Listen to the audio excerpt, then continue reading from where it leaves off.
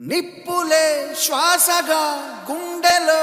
ఆశగా తరతరాల ఎదురు చూపులో ఆవిరైన నీ కన్నీళ్ళు ఆనవాళ్ళు ఈ సంకెళ్ళు.